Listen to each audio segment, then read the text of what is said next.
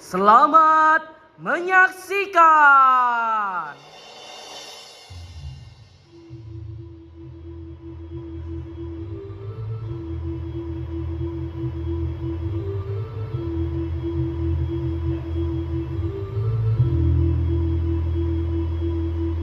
Saya mencintai demokrasi. Tetapi karena saya rakyat kecil, saya tak kelihatan sebagai pejuang, apalagi pahlawan. Saya tak pernah masuk Instagram, Twitter, Facebook, YouTube. Saya juga tak pernah viral.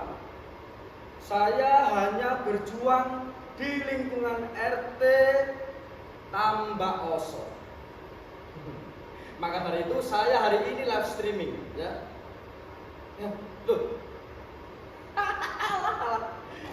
Iki mang tibane menceng arek. Loh alah. Ket kapan menceng? Wis rawi wis kok menceng iki opo iki rek? Nah, ngene iki wis. Nah. Ngene. Tuku wedhus nang pasar kembang. Wedhuse gakno ana banci. Warga Tambak Oso seneng berjuang, padha seneng bela demokrasi.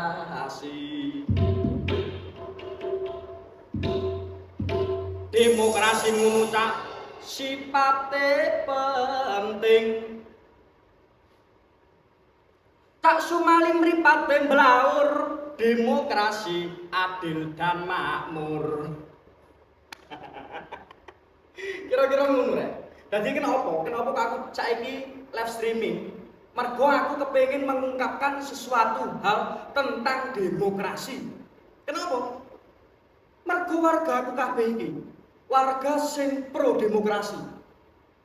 Kabeh sepakat, kabeh antusias nek wis padha mbela demokrasi. Demokrasi. Demokrasi. Demokrasi. Demokrasi. Demokrasi. Bener kan? Bener. Cuma salah itu mek tau widik. Mek tau widik salah itu menang. Eman. Apa sih? Yo gak ono warga sing bener-bener ngerti apa iku artine demokrasi. Termasuk aku. Jadi ya kira-kira gini ceritanya.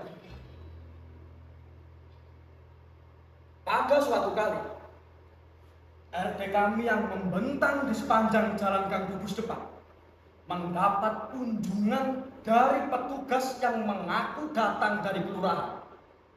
Pasalnya akan diadakan pelebaran jalan. Dan petugas itu menghimbau agar kami dan juga warga yang lain merelakan pembangunan jalan itu demi kepentingan bersama. Walaupun hanya 2 meter, tetapi sumbangan saudara sekalian sangat penting artinya bagi pengembangan dan kepentingan bersama di masa yang akan datang. Atas nama kemanusiaan, kami harap saudara-saudara mengerti. Warga kami tercengang. Loh, hanya 2 meter. Kok enak saja dia mengambil 2 meter demi pembangunan. Pembangunan siapa? Hah? Bagaimana kalau rumah kami lebarnya hanya 6 meter kali 4? Lah kalau diambil 2 meter kali 6, rumah hanya akan cukup untuk gang. Yo kontan nih kami tolak. Yo.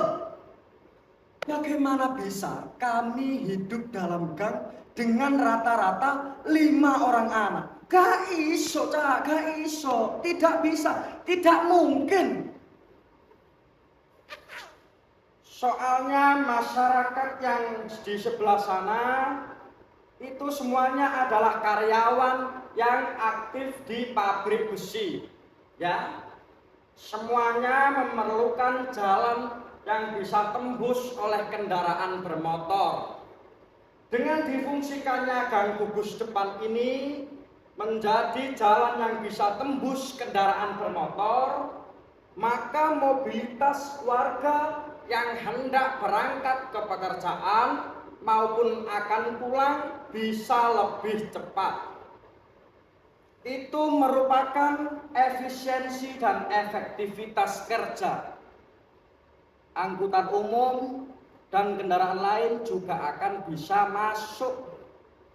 Itu merupakan sumbangan pada pembangunan. Dan pembangunan itu juga akan bisa dinikmati oleh warga-warga di kampung sebelahnya.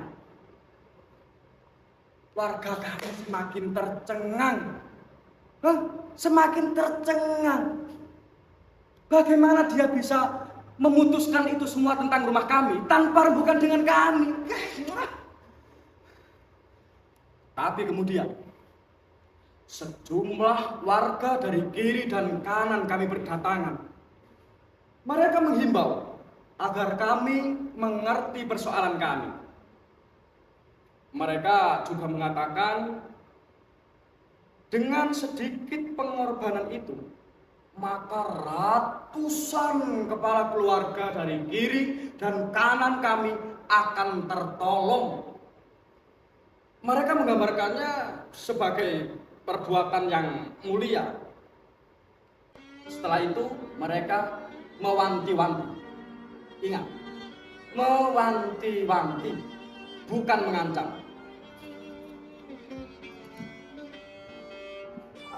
Aduh, bapak-bapak, ibu-ibu, aduh, bingkes, bikin kesel deh. Bapak-bapak, ibu-ibu, kalau kalian semuanya ini menghambat atau menghalangi dan berbuat yang tidak-tidak, maka pelebaran jalan ini tidak segera dilaksanakan, nanti sesuatu yang buruk akan terjadi loh, Pak. Aduh, pusing, Pak Berpi. Wah. Berbuat yang tidak-tidak. Tidak-tidak apa?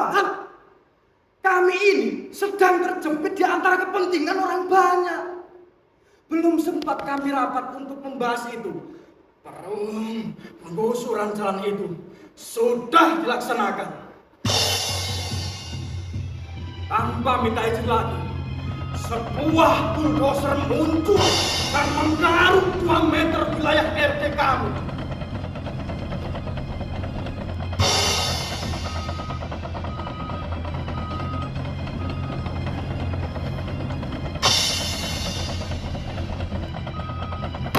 Warga kami panik. Jangan, Pak, jangan. Ini tanah kami. Sejak nenek moyang kami sudah ada di sini, Pak. Dulu kakek-kakek kami tanahnya lebar. Setiap orang punya tegalan dan 2-3 rumah. Tapi ada yang sudah dijual. Ada juga yang diberikan kepada anak cucu. Dan ini adalah tanah warisan. Bulldozer itu tidak peduli. Dia terus suka menggaruk. Jangan, Pak. Jika Bapak ambil 2 meter, nanti rumah kami hanya 3 kandang ayam, Pak. Jangan. Kami tidak mau rumah kami dijadikan jalan. Nanti kemana anak kami akan berteduh, Pak? Jangan. Pak, kita belum pernah berunding. Kami tidak pernah bilang setuju, Pak. Mau dibeli ratusan juta pun kami tidak akan mau. Jangan, Pak. Jangan.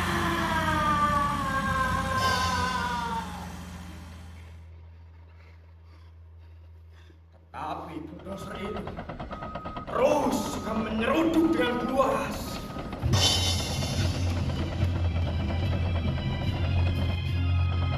Sopirnya tidak peduli.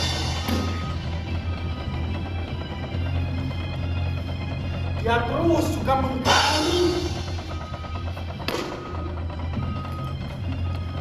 Akhirnya kami terpaksa untuk melawan. saya tidak bisa mencegah sebuah warga untuk keluar dari rumah. Mereka berdiri di depan bulldozer itu. Ini tanah kami.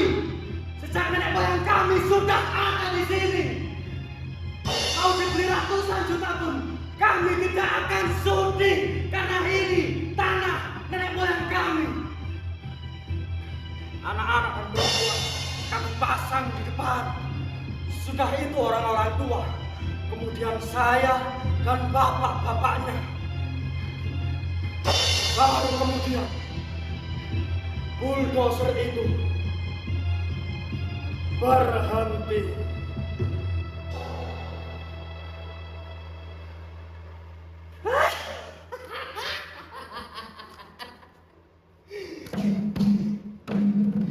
Ya, sopir yang menjalankan bulldozer itu ngeper juga melihat kami. Dia turun dari kendaraan, kemudian berunding dengan teman-temannya. Kami menunggu apa yang akan terjadi. Beberapa anak-anak bermain di dekat bulldozer itu sambil mengelus, memegangnya. Kendaraan itu kuat, bagus, dan baru. Beberapa ibu-ibu juga duduk di jalan sambil meneteki anak-anaknya. Saya sendiri memutuskan untuk kencing karena terlalu tegang. Akhirnya, setelah saya kencing, selesai juga mereka berunding. Sopir itu kembali naik ke atas kendaraannya dan dia tersenyum. Kami juga merasa lega dong. Akhirnya mereka menyadari kalau mereka sudah salah. Dan mesin itu dihidupkan kembali. Kami menunggu dengan deg-degan. Pada waktu itu, sebuah truk datang. Puluhan orang laki-laki meloncat turun sambil memakai pakaian seragam. Wah,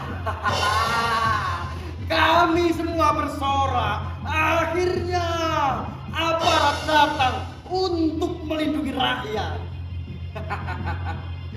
Mereka yang berseragam berlarian datang.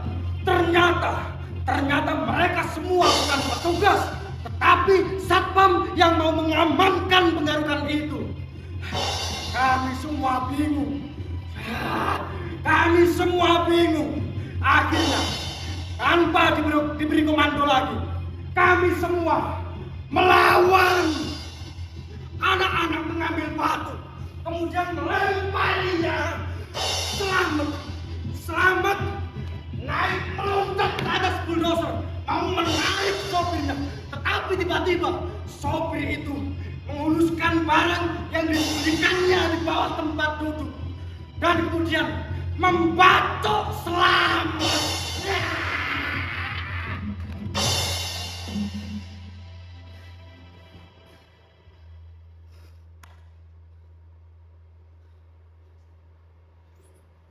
Selamat tumbang berlumuran darah. Anak-anak dan perempuan melarikan diri biar selamat. Saya dan para lelaki hampir saja mau menyerah, tapi tiba-tiba mereka semua menerjang kami tanpa ampun. Saya dan semuanya terpaksa mundur. Saya melarikan Selamat ke rumah sakit. Untung saja tidak lewat. Barangkali sopirnya tidak berniat untuk membunuh, tapi hanya untuk kasih peringatan.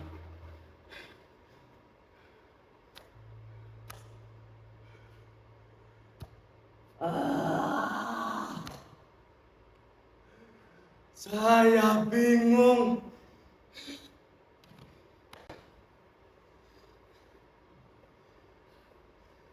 Akhirnya setelah putar otak, saya beranikan diri untuk mengunjungi pabrik besi itu.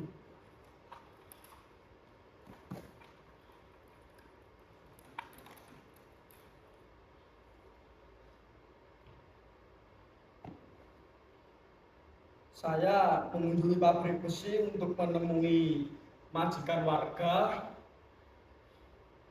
yang menginginkan jalan pintas itu.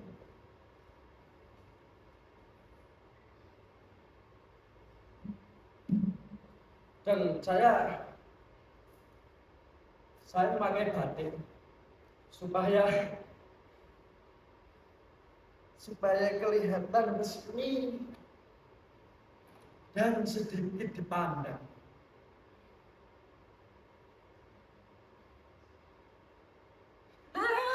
Tapi susah sekali. Orangnya ini selalu tidak ada di tempat. Baru ketika saya mengaku datang dari petugas kelurahan, akhirnya saya diterima.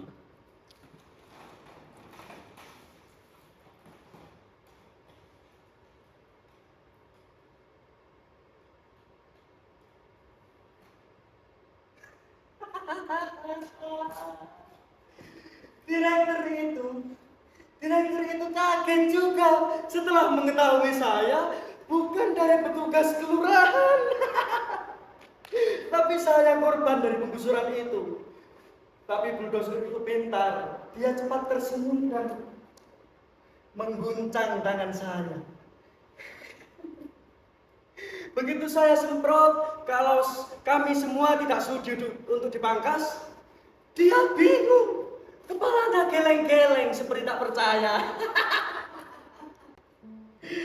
Kemudian dia memanggil sekretarisnya.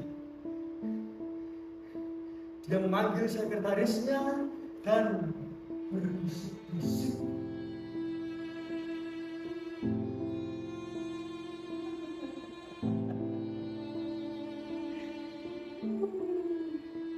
Setelah berbisik-bisik,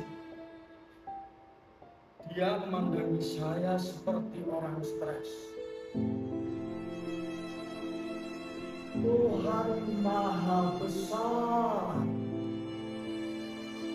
Oh, saya tidak tahu ini, Pak. Saya mohon maaf.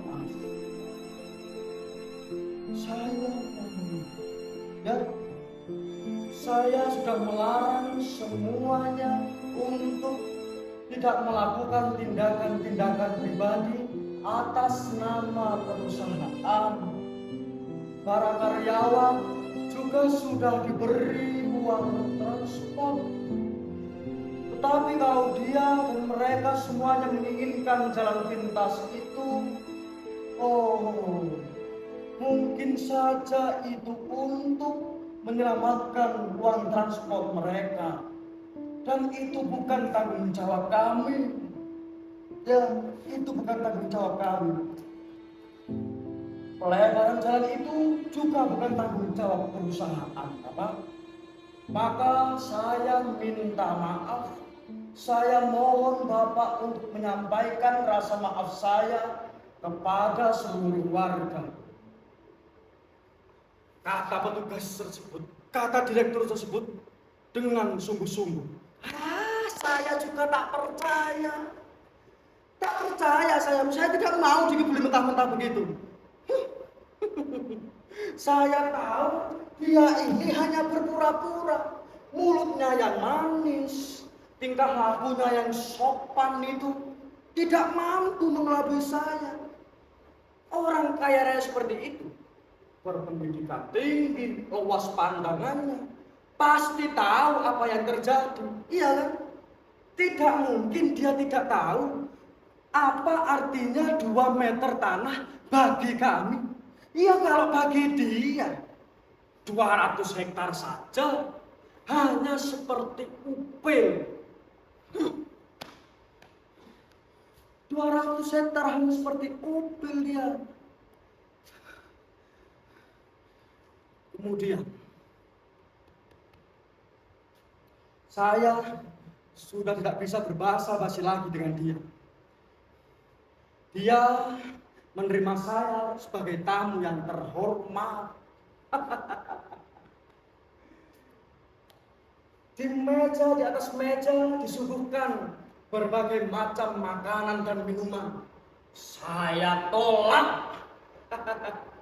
Saya datang bukan untuk bertamu, apalagi ramah tamah. Saya ini datang untuk mempertahankan suara rakyat demi menegakkan keadilan. Keadilan hanya untuk kami. Saya tidak akan pergi jika tidak ada keputusan yang menguntungkan rakyat kecil.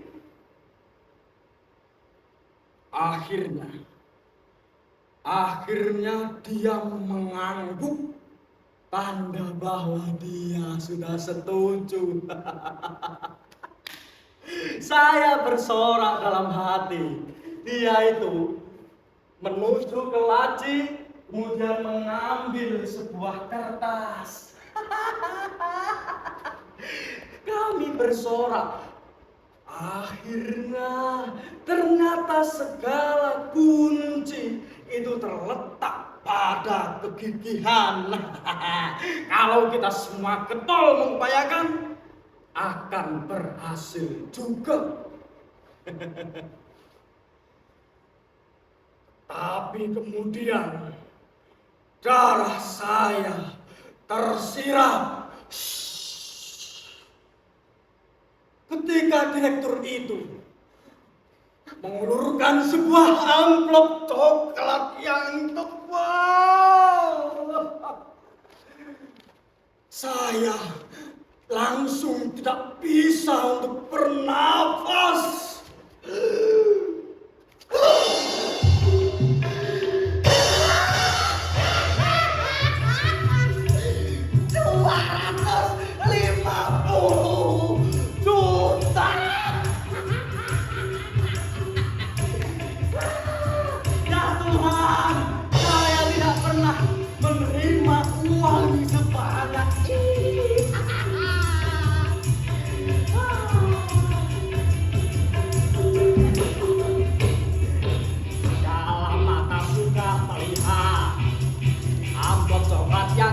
Tebal. Adikku menjadi berdebar karena nominalnya yang besar. Suka-suka 250 juta. Suka-suka 250 juta. Walaupun ini bukan hal yang suci, yang penting hidup bisa lanjut lagi. Walaupun ini bukan hal yang suci, yang penting baru bisa terisi. Suka-suka 250 juta. Suka-suka 250 juta. Walaupun ini bukan hal yang suci, yang penting hidup bisa lanjut lagi. Walaupun ini bukan hal yang suci, yang penting perut terisi.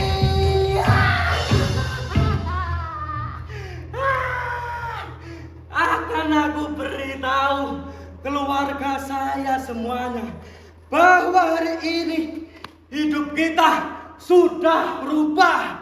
Doa kami dikabulkan.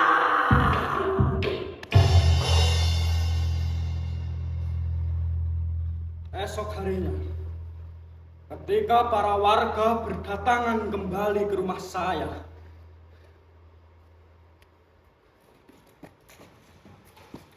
mereka datang untuk menanyakan apa hasil rembukan saya dengan Pak Direktur.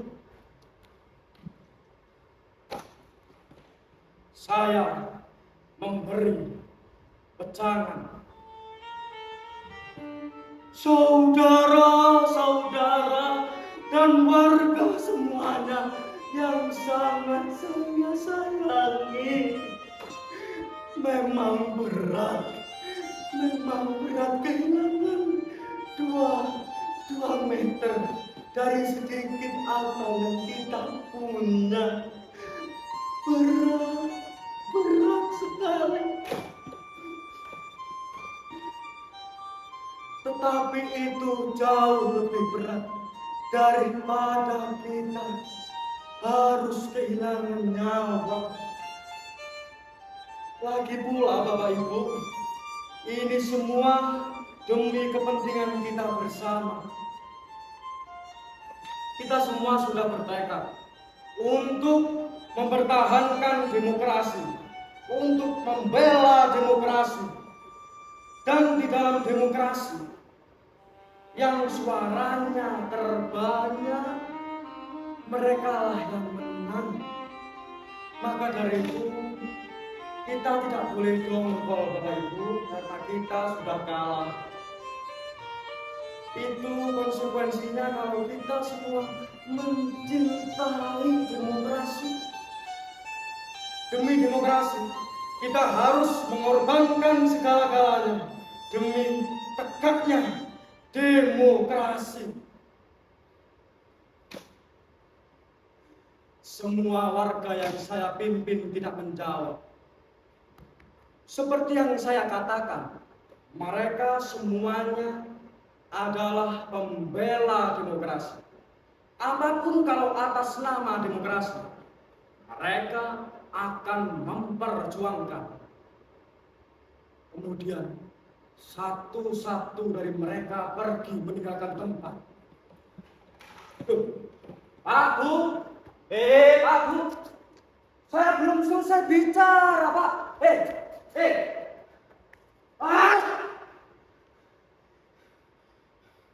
Mereka semua pergi, ngacir semuanya. Hanya tinggal saya sendiri dengan seorang tua. Mereka tidak pergi, orang tua itu tidak pergi bukan karena suka, tetapi karena kakinya yang kesemutan.